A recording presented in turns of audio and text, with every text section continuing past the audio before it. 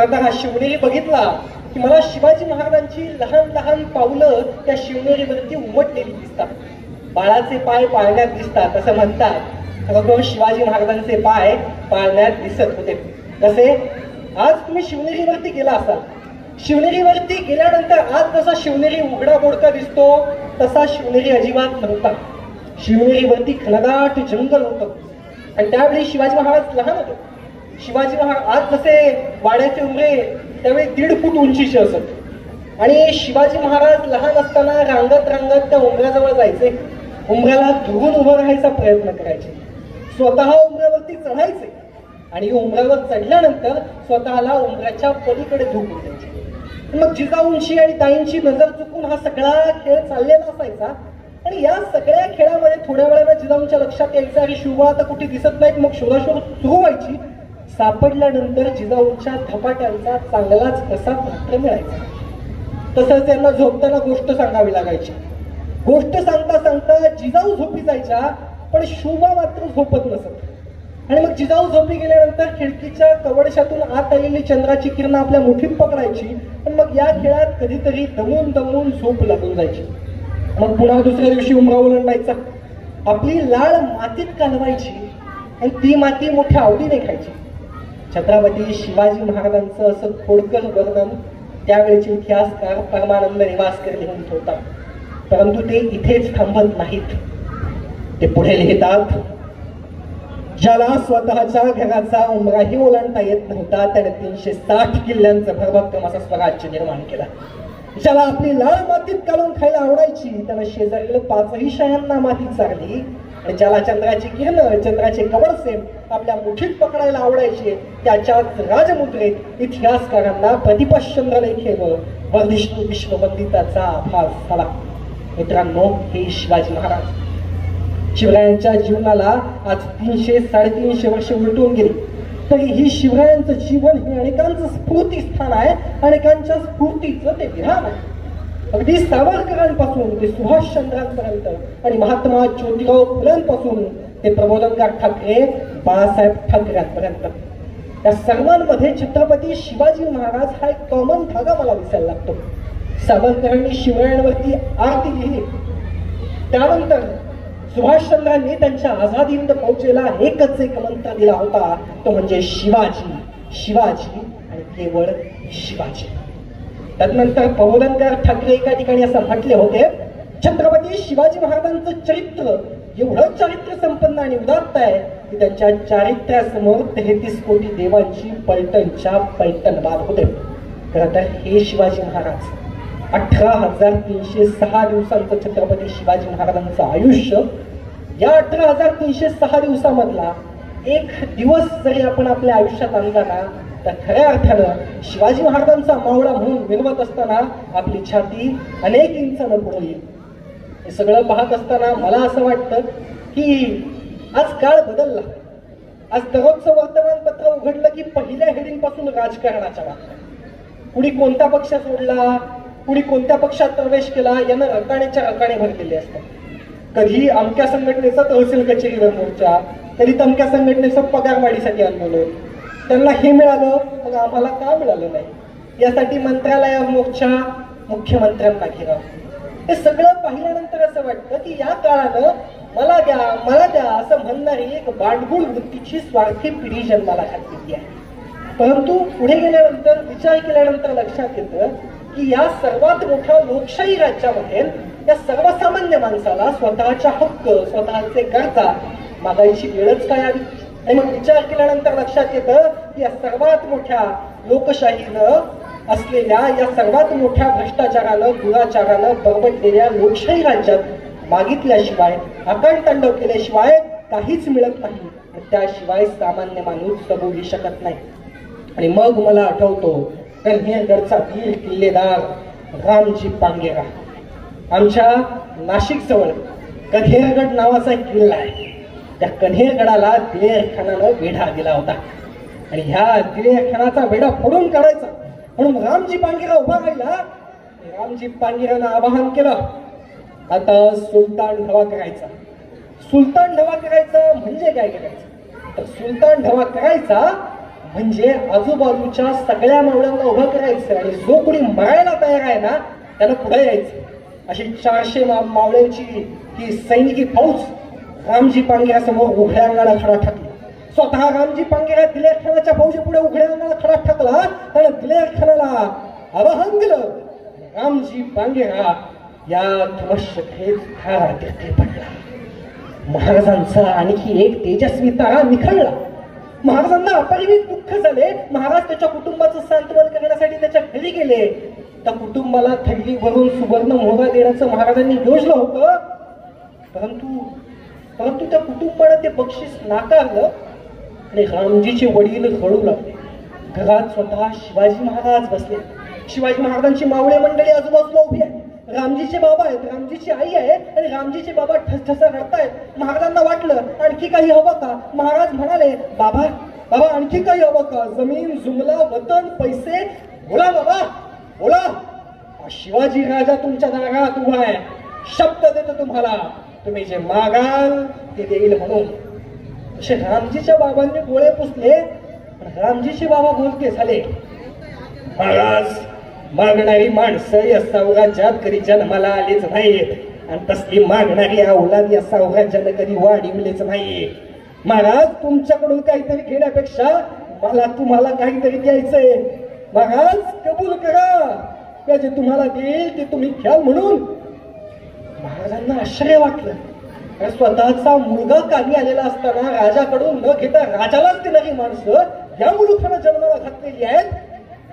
महाराज बोलते झाले, राजाकडून न घेता राजालाच देणारी माणसं तुम्ही जन्माला घातली म्हणूनच स्वातंत्र्याच्या क्षितिजावर स्वराज्य रूपी सूर्य तळपू लागलाय. दिला शब्द, तुम्ही जे स्वराज्याला द्याल ते आम्ही घेऊ. रामजीचा भाऊ दूर डोंगराच्या कडेला शेतात राबत होता. त्याला माहित नव्हतं महाराज वस्तीवर आलेत ते. म्हाताऱ्या बापानं जोरात आंघोळी ठोकून पोराला वस्तीवर बोलवलं.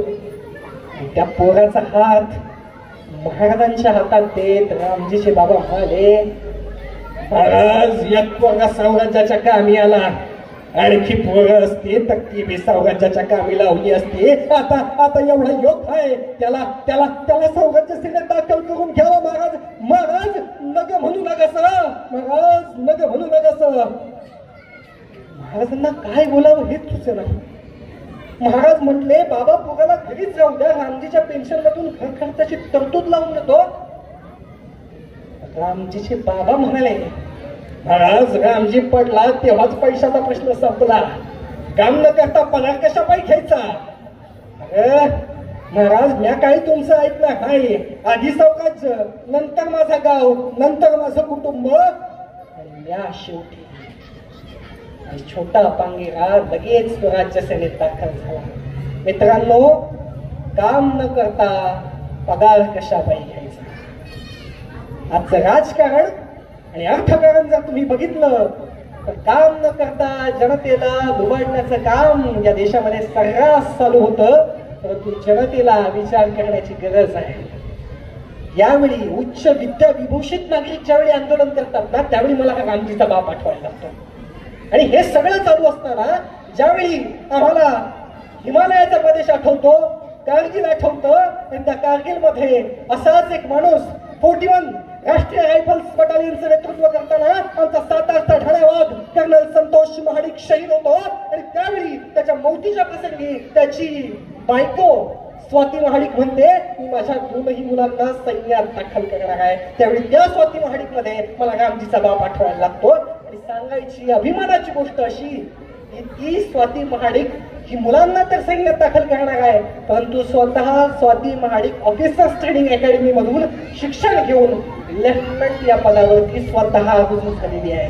मित्रांनो, याला म्हणतात राष्ट्रनिष्ठा, याला म्हणतात निष्ठा. खऱ्या अर्थानं हे आपण बघितलं पाहिजे. शिवाजी महाराजांचा तो सगळा कालखंड आज आपण बघतो संस्कार आणि नीतिमूल्यांची घसरण होताना दिसते. आज थोडा मोठ्यांचा आदर करणं सर कमीपणाचं समजलं जातं. असं आमच्याकडे व्हॉट्सअप आणि फेसबुक आलं आणि आम्ही अगदी विसरूनच गेलो. खरं तर असं म्हटलं जातं, आमच्या गावाकडे म्हणतात, माझं गाव बोटा, आपलं जवळच सगळं गाव, आणि आपल्या गावाकडे असं म्हटलं जातं की व्हॉट्सअप वापरणाऱ्या माणसाशी जरी बसणं म्हणजे मेलेल्या मुर्द्याला राखण बसण्यासारखं. आणि खरं म्हणजे ही वस्तुस्थिती आहे. आज सगळं हे या प्रमाणात घडत चाललंय. फेसबुक आलं आणि आम्ही बुकला फेस करणंच विसरून गेलो. जॅक डॉर्सी नावाचा तरुण ज्यानं ट्विटरची निर्मिती केली, त्या जॅक डॉर्सीनं स्वतःची प्रेयसी शोधण्यासाठी त्या ट्विटरचा वापर केला होता. परंतु आजचा तरुण त्या ट्विटरचा वापर कशासाठी करतो तर माझी प्रेयसी माझीच राहावी, दुसऱ्याची प्रेयसी सुद्धा माझी कशी होईल याचा विचार त्या ठिकाणी केला जातो. आणि मग असं वाटायला लागतं की एकमेकांशी चॅटिंग करता करता आमचे आईबाप मीटिंगवर राहतात, पोरापोरींची सेटिंग होते आणि मग यामधून आमचं टचवी रिलेशन कुठंतरी कमी पडतंय की काय असं आम्हाला वाटायला लागतं. आणि मग आम्हाला समजतं की या सगळ्यामध्ये छत्रपती शिवाजी महाराज का महत्वाचे आहे. आज आम्हाला ॲव्हेंजर्स बघायचे असतात, आज आम्हाला मोठे मोठे चित्रपट बघायचे असतात, परंतु हे सगळे चित्रपट बघत असताना छत्रपती शिवाजी महाराजांचा इतिहास एकदा जरी बघितला ना तरी समजतं भव्य दिव्य आणि उत्तुंग असं काही आपल्याला मिळवायचं असेल ना तर ते छत्रपती शिवाजी महाराजांच्या चरित्रात आहे.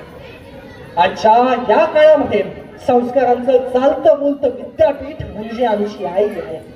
खरं तर आई खरंच काय असतं. आई म्हटलं की दोन डोळे दुथडी बघून वाहू लागतात आणि आई म्हटलं की पोरकी मनात भिंतीवरच्या तस्वीरी पाहू लागतात. आई एक झाड असतं पाखरांना गोंजारणार, आई एक फुल असतं काट्यावर उमलणार. विश्वासानं डोकं टेकवावं अशी उशी असते आई आणि पोटभर हमसून हमसून रडावं अशी खुशी असते आई. आई काही बोलत नाही म्हणून आई मुखी नसते, पोटावर खेळतंय गाणं म्हणून आई सुखी नसते. आईचं सगळं जग फक्त तिचं बाळ असतं, आईचं सगळं जग फक्त तिचं बाळ असतं. आई नसेल तेव्हा डोळ्यात मोकळा बाळ असतं. सारं काही असण्यापेक्षा आई असणं मोठं आहे, सारं काही असण्यापेक्षा आई असणं मोठं आहे. आई शपथ आई शिवाय सारं जग खोटं आहे, आई शपथ आई शिवाय सारं जग खोटं आहे. छत्रपती शिवाजी महाराजांच्या संस्कारांचा पिंड जिजाऊच्या या आयुष्यावरती बांधला गेला आहे. आणि मग आम्हाला आठवतो की महाराज अफजल खानाच्या वधाच्या वेळी निघाले होते आणि निघाले असताना जिजाऊ अशा नाही म्हणाल्या ऐकून ते पोर आहे मर्दाच्या पोटात निघालंय, राजे एवढ्या वेळी दुसऱ्या कुणाला पाठवलं तर नाही का जमायचं. नाही, शिवाजी महाराज ज्यावेळी आशीर्वाद घ्यायला आले त्यावेळी कडाडला मासाहेब सूड घ्या राजे, संभाजीचं उसनं फेडून घ्या, खानाचा हिशोब चुकता का, मला खान हवाय राजे. त्यावेळी राजांना वाटलं खान बलाढ्य त्याच्या तावडीतून आम्ही परतच नाही आलो तर. असं ते मासाहेबांना म्हणाले मासाहेब खान बलाढ्य त्याच्या तावडीतून आम्ही परतच नाही आलो तर. अशी कडाडली सौदामिनी नाही परत आलाच तर ही जिजाऊ समजून जाईल आम्ही पहिल्यापासून निपुत्रिक होतो म्हणून. परंतु राजे आमच्या काळजीनं तुमची पावलं हेंगाळता कामा नये राजे, जा गेलात तरी चालेल. शिवाजी घडतो ना तो अशा संस्कारात. हल्ली आमची पद्धत बदलली. आज आमची आई आपल्या पोराला शाळेच्या सहलीसाठी एसटीत बसवायला जाते आणि एसटीत बसताना म्हणते बाळा मधल्या सीटवर बस. ह बाळ विचारतं का ग आई. आई म्हणते पुढून कोणी ठोकलं तर तू सुरक्षित, मागून कुणी धडकलं तर तू सुरक्षित. बाळा तू जगला पाहिजे. आजची आमची सगळी धडपड पोरं जगवण्यासाठी आहे. जिथं पोरं जगवण्यासाठी तयार केली जातात ना तिथं पोरं लवकर मरतात आणि जिथं पोरं मरण्यासाठी तयार केली जातात ना तिथं पोरं मेली तरी पूर्ण होतात. हा शिवचरित्राचा सगळ्यात मोठा सिद्धांत आहे, सगळ्यात मोठा. मग इथूनच कळलं इथल्या मावळ्यांना राजे आपल्यासाठी मरायला तयार आहेत, राजे आपल्यासाठी जीव द्यायला तयार आहेत, तर मग आपण का नाही. मग सुरू झाली स्पर्धा. तसा तानाजी म्हणायचा राजा द्या किरडा, राजा लढतो की मी, राजा भिडतो की मी. तसा बाजी म्हणायचा बघतो ना आम्ही हाय राव अजून हे काही नाही. राजा ही मोहीम आपल्याला पाहिजे, राजा मी जाणार राजा, राजा मी लढणार राजा, राजा मी मरणार राजा. तसा यसाजी म्हणायचा अरे बाजी मी आहे नव ते काही नाही राजा, ह्या टायमाला ह्या वक्ताला मी जाणार राजा, मी लढणार राजा, मी मरणार राजा. जगाच्या पाठीवरचा पहिला काळ आहे जिथं माणसं मरणासाठी स्पर्धा करतायत. मरणासाठी काय दिलं होतं राजांनी, काय दिलं होतं शिवाजी महाराजांनी. महाराजांनी काढलं कोंढाण्याचं काढलं, त्यावेळी तानाजीला रायबाचं लग्न काढलंय. महाराज म्हटले होते तानाजीला तानाजी तेवढा कोंढाणा घे मग तुझ्या पंचायत समितीच्या तिकिटाचं बघतो. का विशाळ लढाची खिंड लढवणाऱ्या बाजीला सांगितलं होतं बाजी खिंड लढली पाहिजे तरच जिल्हा बँकेवरती घेतो. काय दिलं होतं राजांनी दिला होता तो महामंत्र आणि त्यातलं तानाजी सांगायचा, राज्य माझं आहे, त्यासाठी मलाच लढलं पाहिजे आणि यासाठी मलाच मेलं पाहिजे, बस ही माझी जबाबदारी आहे. शिवचरित्राचा हा वारसा आपण पेलला तर आपला देश महासत्ता व्हायला कितीचा वेळ लागेल. खरं तर शिवाजी महाराजांचं हे सगळं चरित्र आणि आजचा काळ बघितल्यानंतर आमचा एक खंतावलेला कवी असं सांगून जातो, राजेच्या शितापिढ्या तुम्ही चकवा दिला सिद्धीला पन्हाळ्यावर, त्याच पन्हाळ्यावर आज तुमचेच मावळे नाचवतायत, नागावतायत आणि नाचवतायत कल्याणच्या सुभेदारांच्या सुना राजरोस. राजा आता अत्याचाराबद्दल केले जात नाही हातकलम, तर केले जातात आणखी बळकट, आणखी एखादा अत्याचार करण्यासाठी किंवा काळ्या कोटांचा प्रपंच चालविण्यासाठी. असं बघून राजे तुम्ही म्हणाल, मीच एकदा इथे जन्म घेतो, परंतु राजे तुम्ही जन्म घ्यायला आणि इथं जिजाऊ जन्माला यायला हव्यात, परंतु आजच्या जिजाऊ गर्भातच मारल्या जात आहेत. महाराज आजचा हा सगळा काळ पाहिल्यानंतर असं वाटतं, पैसे देऊन मत देणारी जनता आणि पैसे देऊन देह विकणारी बाई यांच्यात फरक आता उरत आहे कुठं. खरं तर महाराज तुम्ही जन्माला यालही, तुम्ही सांगाल तानाजीला कोंडाणा घ्यायचा आहे, तानाजी म्हणेल महाराज आता रात्रीची वेळ आहे, रात्रीच्या वेळेला ओव्हर टाईम करायला लावतात. महाराज म्हणतील हे ओव्हर टाईमचं राहू दे बाजूला, तानाजी म्हणेल महाराज महागाई भत्ता आहे, ओव्हर टाईमचे काही एक्स्ट्रा पैसे आहेत.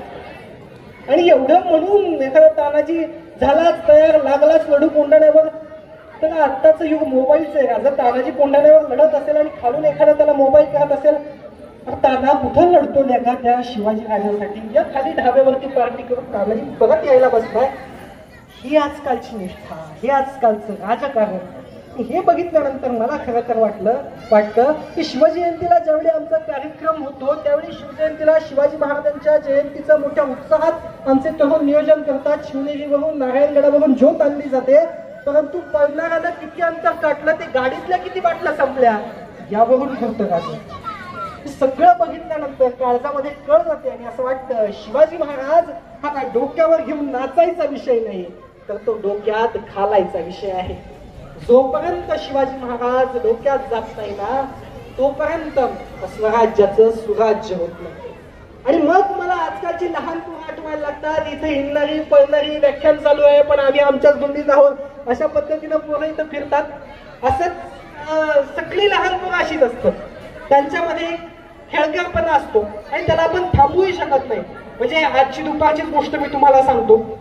मी दुपारी व्याख्यानाला यायचं म्हणून सगळ्यांचा फोन आला होता आणि खामकर सगळ्यांचा फोन आल्यानंतर सगळी तयारी व्यवस्थित झाली होती. सगळे रेफरन्सेस एकदा जुनी पत्र वाचून घेतली की काही नवीन सापडतंय का, काही मुलांना नवीन देता येतंय का. आणि त्याच वेळी दरवाजाची बेल वाजली. माझा मामाचा मुलगा आमच्या घरी राहतो आणि तो मामाचा मुलगा घरी राहत असताना तो शाळेतून घरी आला.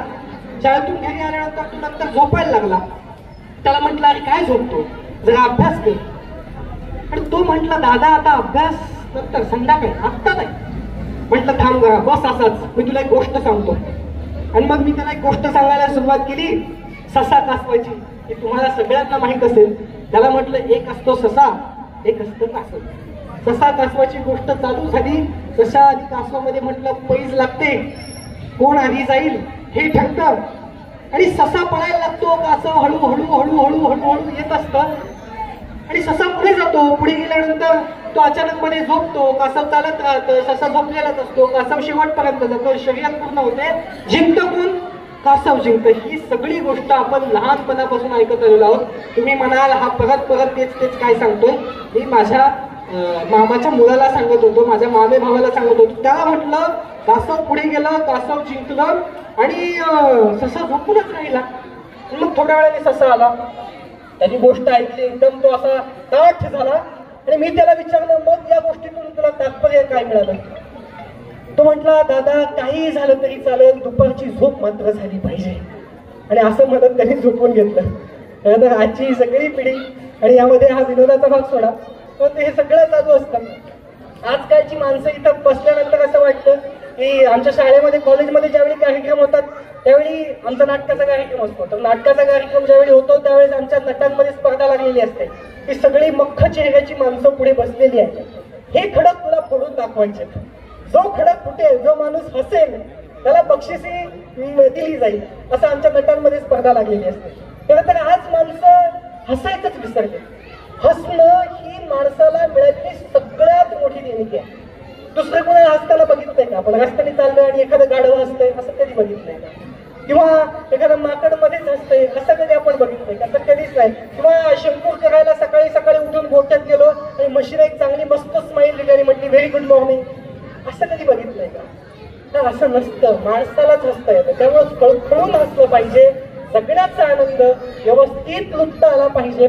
छत्रपती शिवाजी महाराजांनी जगण्याचा आनंद असाच लुटला. आपल्या मावळ्यांसोबत स्वराज्याची ही पायाभरणी केली आणि खऱ्या अर्थानं स्वराज्य उभं राहिलं. आपण जगतो आहोत त्या छत्रपती शिवाजी महाराजांच्या या सगळ्या गणितावर, त्या सगळ्या स्वराज्यावर. खरं तर ज्यावेळी जानेवारी 1673 मध्ये ज्यावेळी पुन्हा एकदा छत्रपती शिवाजी महाराजांनी पन्हाळगड घ्यायचं ठरवलं, त्यावेळी शिवाजी महाराज म्हटले की आता पन्हाळगड घेणार कोण? आणि त्यावेळी एक माणूस उभा राहिला, त्याचं नाव होतं कोंडाजी फर्जंद. कोंडाजी फर्जंद म्हणाला, महाराज या घेतो पन्हाळा. महाराजांनी भर दरबारात त्याला सोन्याचं कड घातलं आणि हा कोंडाजी निघाला. कोंडाजी निघाल्यानंतर कोंडाजीनं निघायच्या आधी महाराजांनी कोंडाजीला विचारलं की कोंडाजी किती मावळे सोबत देऊ? 2000 देऊ, 3000 देऊ, 4000 देऊ, मागशील तेवढे देतो. कोंडाजी म्हटलं महाराज एवढे कशाला पाहिजे? महाराज म्हटले 2000 नाही 1000 देतो. कोंडाजी म्हटलं एवढे कशाला पाहिजे? महाराज पुन्हा म्हटले 1000 नाही 500 देतो. कोंडाजी म्हटलं महाराज एवढे कशाला पाहिजे? आणि त्यावेळी कोंडाजी महाराज म्हणाले वैतागून शेवटी आता बाबा तूच सांग किती मावळे पाहिजेत. कोंडाजी म्हटलं महाराज फक्त 60 मावळे द्या. आणि त्यामध्ये एक चित्रपट आमच्याकडे निघाला फर्जंद नावाचा आणि हा चित्रपट या कोंडाजीवर आहे. कोंडाजी निघाला खरा, परंतु तिथं अष्टप्रधान मंडळ उभं होतं आणि त्या अष्टप्रधान मंडळाचे एक मुख्यमंत्री ज्यांना आपण पंतप्रधान असं म्हणतो ते पंतप्रधान तिथं होते. आणि त्या पंतप्रधानांनी एक प्रश्न विचारला शिवाजी महाराजांना. पंतप्रधानांना एक प्रश्न विचारायचा होता, परंतु त्याआधी या लहान मुलांना मी प्रश्न विचारतो. ऐका इकडे बघा, सगळ्यांनी इकडे बघा. शिवाजी महाराज तुम्हाला माहिती आहेत ना? कुणाला माहिती आहेत शिवाजी महाराज? अरे वा वा वा. मला ज्यावेळी खामकर सरांचा फोन आला त्यावेळी खामकर सर म्हटले की आमच्या शाळेतली पोरं खूप हुशार. एवढी हुशार, खरा करा हात खाली करा. आमच्या शाळेतली पोरं म्हटली एवढी हुशार की अगदी कार्यक्रम चालू झाला की अजिबात बडबड करत नाही. मी म्हटलं सर असं काय बोलता? म्हटलं माझी व्याख्यानं झाली आतापर्यंत एवढी आणि मी बघितलं तर लहान मुलं बडबड करतात. खामकर सर म्हटले नाही तसं नाही, आमच्या शाळेतली पोरं अजिबात बडबड करत नाहीत. मी म्हटलं सर असं काय बोलता? खामकर सर म्हटले ज्यावेळी तुम्ही याल तेव्हा बघाल पोरं एकदम अशी पाठीचा कला एकदम दाट करून बसलेली असतात. असं थोडी असतं.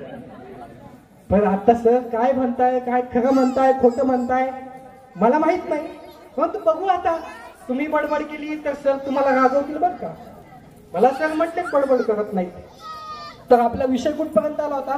मी तुम्हाला गोष्ट सांगणार आहे. गोष्ट आवडते ना सगळ्यांना? हा, मला आता गोष्ट ऐकायची बरं का. आता गोष्ट मी सांगत होतो, तुम्ही मध्येच आला. जसं चित्रपटाच्या मध्ये टीव्हीवरती जाहिरात येते ना, त्या जाहिरातीनंतर पुन्हा चित्रपट सुरू होतो तसे तुम्ही आला. त्याच्यामुळे आता तुम्हाला कुठून जाहिरात संपल्यानंतर जसं आपला पिक्चर लागतो तसं गोष्ट ऐकायला लागेल. चालेल ना? येस. तर आपण कुठे आलो होतो की त्या अष्टप्रधान मंडळाला प्रश्न पडला की शिवाजी महाराजांनी कार्यक्रमाच्या या पराक्रमाच्या आधी एखाद्याला बक्षिसी कसं काय दिली. पण महाराजांना प्रश्न कोण विचारणार? आणि महाराजांना प्रश्न कोण विचारणार असं म्हणत स्वराज्याचे पंतप्रधान मोरोपंत पिंगळे महाराजांसमोर आले. महाराजांना म्हणाले महाराज पराक्रमाच्या आधी एखाद्याला बक्षिसी म्हणजे? हा, जसं तुम्हाला कार्यक्रमाच्या आधी एखाद्याला बक्षीस दिलं काय मजा आहे का? मग कार्यक्रम करण्यात काय अर्थ आहे? तशाच पद्धतीनं हे पंतप्रधान म्हणतायत महाराजांना की महाराज पराक्रमाच्या आधी एखाद्याला बक्षिसी कशी काय द्यायची? महाराज म्हणाले हा पंत हा जरा व्यवहारच नाही का? पराक्रमाच्या आधी एखाद्याला बक्षिसी देणं हे जरा चमत्कारिकच नाही का? पण काय करावं पंत, आमचं मन फार फार हळवं झालंय. हे आमचे जीवलग आमचा शब्द कधीही खाली पडू देत नाही. कुणी आमच्या शब्दात हातात खिंडी झुंजवतो, कुणी दर्या सागरात जंजिऱ्यावर थडक देतो, कुणी आपले प्राण मृत्यूच्या दाण्यात वळतो. हे आमचे बाजी पासलकर, हे आमचे बाजी भाऊ देशपांडे, हा मुरारबाजी, हा तानाजी मालुसरे, हा सूर्याजी काकडे, हा वाघोजी तुपे, हा रामजी पांगेरा, ते मुसरी करून मोहिमेला गेले, त्यांनी मोहिमा फतेह केल्या, पण आम्हाला भेटायला ते परत आलेच नाही. गेले ते परस्पर स्वर्गीच गेले. त्यांची कौतुक करायची ती तशीच राहून गेली. महाराज हे आमचे सवंगडी पंत एका हातात तुळशीपत्र आणि एका हातात निखारा ठेवून आमच्या समोर उभेच असतात. जणू डोळ्यांनी आम्हाला ते विचारत असतात, सांग राजा, या स्वराज्यासाठी या संसारावर काय ठेवू? म्हणत असेल तर तुळशीपत्र ठेवतो, म्हणत असेल तर निखारा ठेवतो. महाराज बोलत होते आणि पंत आणि आऊसाहेब पाहत होत्या. महाराज पुढे बोलायला लागले, पंत माझा हा कोंड्या आता पन्हाळगड घ्यायला निघालाय. कोंड्या पन्हाळगड घेईल, परंतु आम्हाला भेटायला तो परत येईल की नाही? नाही नाही नाही पंत, माझा कोंड्या मला भेटायला नक्की परत येईल. आऊसाहेब हे आम्ही काय भद्र बोलून गेलो. माझा कोंड्या मला भेटायला नक्की परत येईल. पंत राहवलं नाही म्हणून त्याच्या हातात आधीच सोन्याचं कड घातलंय. पंत जगदंबेनं आम्हाला अशी माणसं दिलीत की कुबेराचा खजिना जरी हिता केला ना तरी देवेंद्रालाही अशी माणसं मिळणार नाहीत. पंत कुबेराचा खजिना मोजता येईल, त्याचा हिशोब ठेवता येईल, पण हा काळजाचा खजिना मोजता येत नाही, त्याचा हिशोब ठेवता येत नाही. कोंडाजी फरजंदानं जिंकला, पन्हाळा जिंकला. तब्बल 60 मावळ्यांनिशी पन्हाळा जिंकला. आज कधी कोल्हापूरला जाल, पन्हाळ्याचा पसारा पहा, तो सगळा किल्ला फक्त 60 मावळ्यांनिशी त्या कोंडाजीला जिंकलाय. एवढंच नाही, ज्यावेळी जंजिराची मोहीम काढली ना संभाजीराजांनी, त्यावेळी या कोंडाजी फरजंदला एजंट म्हणून पाठवलं होतं. जसे रॉचे एजंट असतात तसा कोंडाजी फरजंद जंजिरावरती जातो. जंजिराच्या सिद्धीला म्हणतो, सिद्धी साहेब या संभाजीचा आणि माझा काही पटत नाही, मला तुमच्या पदरी नोकरीला घ्या. आणि तो सिद्धी खैरात तो कोंडाजी फरजंदला नोकरीवरती घेतो. संभाजीराजांची सगळी गुप्त योजना असते आणि योजनेचा तो दिवस उजाडतो. तो दिवस उजाडल्यानंतर सगळं काही आलबेल चालू असतं. फक्त दारूची वातानं पेटवायची आणि दारू मोठा उडवून द्यायचं, एवढेच काही ते राहिलेलं असतं. कोंडाजी फरजंद येतो आणि तिथं त्याच वेळी सिद्धीला कोंडाजी फरजंदाच्या बेताची ही बातमी कळते आणि कोंडाजी फरजंदाला पकडलं जातं, जखडबंद केलं जातं. कोंडाजी फरजंद जखडबंद झालेला आणि इकडे संभाजीराजे जंजिऱ्याच्या राजापुरीच्या किनाऱ्यावरती उभं राहून बघतायत की आता जंजिऱ्यावरती भगवा ध्वज फडकेल, आता फडकेल. आणि त्याच वेळी एक तोफेचा आवाज होतो. हा आवाज दारू गोठराचा नसतो, हा आवाज तोफेचा आवाज. संभाजीराजांची गडबड उडते आणि त्याच वेळी एक माणूस, एक काळी आकृती जंजिऱ्याच्या दिशेनं पुढे येताना दिसते. येते तो दुसरा तिसरा कोणी नसतो, तो असतो बहिर्जी. पान घेतला तो बहिर्जी संभाजीराजांसमोर हाजीर होतो आणि संभाजीराजे विचारतात, बहिर्जी काय खबर, कुठे आमची कोंडाजी काका? बहिर्जी बोलता होतो, महाराज घात झाला राजा, आपलं कोंडाजी गेलं. ज्यावेळी सिद्धीला ही बातमी कळली त्यावेळी कोंडाजीच्या आणि त्यांच्या त्या सगळ्या सोबत्यांच्या मुंड्या सिद्धीला छाटल्या.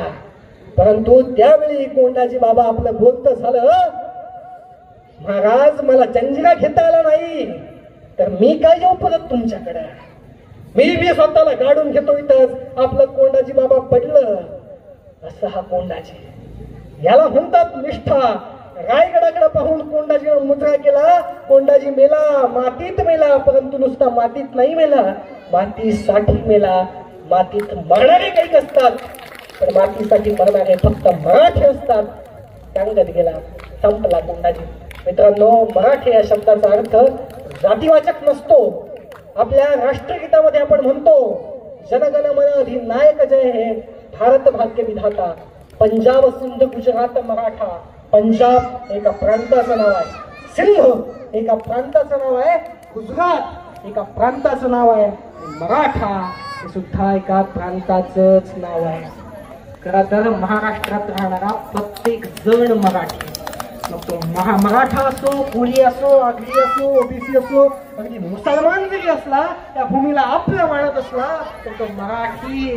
ही मराठा या शब्दाची डेफिनेशन आपण आज आपल्या राजकारणाच्या त्या सत्ताकारणाच्या दूषित वातावरणात आपल्या मनात घेऊया छत्रपती शिवाजी महाराजांना पुन्हा एकदा त्रिवार मुद्रा करूया. या लहानग्यांना सगळ्यांना माझ्या शुभेच्छा आहे. कार्यक्रम असा करायचा की सगळ्या शिक्षकांनी सगळ्यांनी कौतुक केलं पाहिजे. शिवाजी महाराजांचा आदर्श कायम आपल्या नजरेसमोर ठेवायचा. 18,306 दिवसांचं छत्रपती शिवाजी महाराजांचं आयुष्य पुण्यामध्ये लाल किल्ल्यामध्ये लाल महालामध्ये पुण्याच्या लाल महालामध्ये जे स्वप्न शिवाजी महाराजांनी पाहिलं होतं ते स्वप्न पुढे लाल किल्ला जिंकण्याचं होतं. लाल किल्ला एकदा नाही दोनदा नाही तर मराठ्यांनी लाल किल्ला जवळजवळ 6 वेळा जिंकला. नंतरचा कालखंड दिल्लीच्या तख्तावरती 15 वर्ष 1803 पर्यंत मराठ्यांचा भगवा झेंडा पडत होता. एवढंच नाही मराठ्यांचं साम्राज्य कुठपर्यंत होतं तुम्हाला आज विचारलं तर तुम्ही सांगाल रायगड पर्यंत होतं, शिवनेरी पर्यंत होतं, जीवधन पर्यंत होतं. जास्तीत जास्त कुठपर्यंत जाल तर सिंधुदुर्ग रत्नागिरी हा सगळा भाग. परंतु मित्रांनो मला तुम्हाला सांगावं असं वाटतं मध्य प्रदेश, उत्तर प्रदेश, बंगाल, पंजाब, हरियाणा एवढंच नाही तर पेशावर जे पेशावर आज पाकिस्तानात आहे याही पुढे जाऊन अफगाणिस्तानामध्ये जिथं खैबर खिंड आहे तिथपर्यंत मराठ्यांचं राजकारण पोहोचलं होतं, मराठ्यांचं साम्राज्य पोहोचलं होतं. त्याच मराठी साम्राज्याचे आपण सगळे पुढे सूत्रधार आहोत. पुढे त्या कौतुक घोषणांनी केलेलं आहे तेच तुम्हाला एकदा समोर सादर करतो. जसं म्हणतात की इंद्रजिमी चुंबपर बाळवसू अंबपर म्हणजे चुंबासुराचा वध करणारा इंद्र तो आजच्या काळात कोणी असेल तर ते छत्रपती शिवाजी महाराज आहे. इंद्रजिमी चुंबपर बाळवसू अंबपर रावणस दंभपर रघुकुल राज आहे. पवनबारी बाहपर शंभुगती नाहपर जो सहस बाहपर राम विजराज आहे. मृगांची झुंड असते आणि त्या मृगांच्या झुंडीवरती आक्रमण करणारा सिंहासारखा कोणी असेल तर ते आजच्या काळात छत्रपती शिवाजी महाराज आहेत. आणि जसा कंसाच्या छाताडावरती बसणारा श्रीकृष्ण आहे तर श्रीकृष्णाचं वर्णन श्रीकृष्णाची उपाधी ज्याला आजच्या काळात लागू होते तो माणूस कोण असेल तर ते छत्रपती शिवाजी महाराज आहेत. असं सांगताना कवी भूषण पुढे म्हणतो दावा धुमदंड पर चीता मुगझुंड पर भूषण वितुंड पर जैसे मुगराज है तेज तमांस पर कंधचिनी कंस पर डोमलेंश वंश पर शेर शिवराज है शेर शिवराज है शेर शिवराज है. धन्यवाद.